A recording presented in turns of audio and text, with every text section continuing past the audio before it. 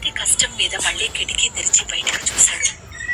ఇప్పుడు హోరుగాలి కాదు కదా, చెట్టు ఆకు కూడా కదలడం లేదు. చాలా ప్రశాంతంగా ఉంది. ఆశ్చర్యంతో అసలు ఈ రోజు ఏం జరుగుతోంది, ముఖ్యంగా ఇలా అని తనలో తాను ఆలోచిస్తున్నాడు. అప్పుడే ఒక భయంకరమైన ఆలోచన తన వెన్నులో వణుకు పుట్టించింది. తను వచ్చిందా? లేదు లేదు, తను కాదు, తను రాలేదు అని భయం నిండిన కళ్ళతో భరద్వాజ్ తనలో తాను చెప్పుకుంటున్నాడు. అప్పుడే టైప్ రైటర్ కీస్ వాటంతటికవే ఏదో టైప్ చేస్తున్నాయి.